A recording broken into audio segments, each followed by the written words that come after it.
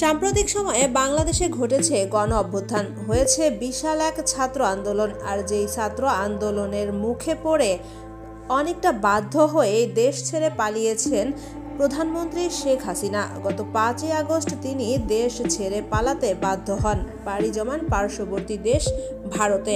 আর তার দেশ ছেড়ে পালানোর পর থেকে দেশের বিভিন্ন জায়গায় প্রায় 2 শতাধিক হত্যা মামলা করা হয়েছে তার বিরুদ্ধে। আর এই মামলাগুলো করা হয়েছে আন্তর্জাতিক অপরাধ ট্রাইব্যুনালে।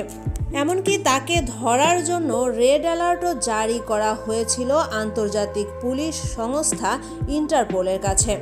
তবে সব কিছুর পরে এই মুহূর্তে অন্তর্বর্তীকালীন সরকারের প্রধান উপদেষ্টা ডক্টর মোহাম্মদ ইউনূস ভারতকে হুঁশিয়ারি দিয়েছেন শেখ হাসিনাকে দেশে ফেরানোর ব্যাপারে।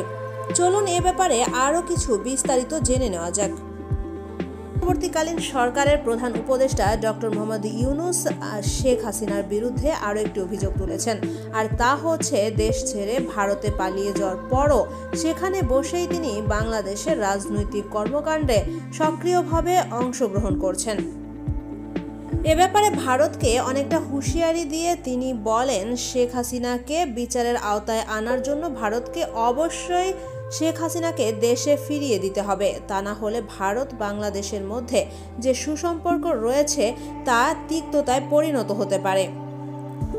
ভারতীয় গণমাধ্যম দ্য হিন্দুতে 18 নভেম্বর একটি সাক্ষাৎকার প্রকাশিত হয়, যেখানে ডক্টর মোহাম্মদ ইউনূস দ্য হিন্দুকে সাক্ষাৎকার দিয়েছিল। আর সেখানে তিনি তার অন্তর্বর্তীকালীন সরকারের প্রধান উপদেষ্টা হওয়ার 100 দিন উপলক্ষে কিছু অগ্রগতির কথা তুলে ধরেন।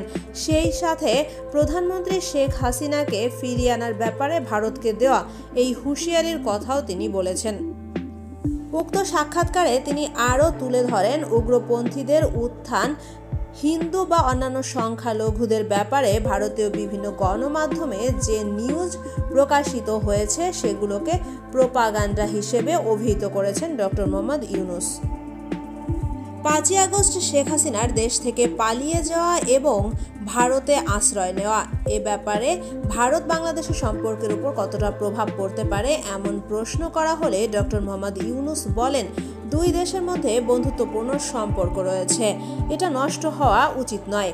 ভারতেরও উচিত 5ই আগস্ট ছাত্রদের এই গণ অভ্যুত্থানকে স্বাগত জানিয়ে দিনটিকে পালন করা। সাবেক প্রধানমন্ত্রী শেখ হাসিনার ভারতে অবস্থানের ব্যাপারে প্রশ্ন করা হলে ডক্টর মোহাম্মদ ইউনূস বলেন, তিনি সেখানে বা ভারতে যে অবস্থান করছেন বা বসবাস করছেন সে ব্যাপারে কোনো সমস্যা নেই, থাকার কথাও নয়। কিন্তু তিনি সেখানে বসে সাম্প্রতিক সময়ে বাংলাদেশের রাজনৈতিক বিষয়ে কথা বলছেন, রাজনীতিতে অংশ নিচ্ছেন, এমনকি রাজনৈতিক বিভিন্ন নেতাকর্মীদের সাথে কথা বলছেন। সমস্যার বিষয় আসলে এটাই। শেখ হাসিনাকে ভারত থেকে ফিরিয়ে নেওয়ার জন্য সব ধরনের আইনি ব্যবস্থা অন্তর্বর্তীকালীন সরকার গ্রহণ করবে। তবে ভারত যদি এ ব্যাপারে বাধা দেয় তাহলে তাদের চুক্তি ভঙ্গ হবে। সেক্ষেত্রে ভারত বাংলাদেশের সম্পর্কে কি প্রভাব পড়বে এ ব্যাপারে প্রশ্ন করা হলে ডক্টর মোহাম্মদ ইউনূস পাল্টা প্রশ্ন করেন। তিনি বলেন, ভারত কি এই চুক্তি আদৌ লঙ্ঘন করবে? কারণ ধারা অনুযায়ী চুক্তি লঙ্ঘন করলে ভারত বাংলাদেশের মধ্যে বন্ধুত্বপূর্ণ সম্পর্ক নষ্ট হয়ে যেতে পারে, সেটা তিক্ততায় পরিণত হতে পারে। ভারত কি সেটা চাইবে? তো বন্ধুরা, এ ব্যাপারে আপনাদের কি মতামত জানিয়ে দিবেন কমেন্ট বক্সে। এতক্ষণ সাথে থাকার জন্য ধন্যবাদ।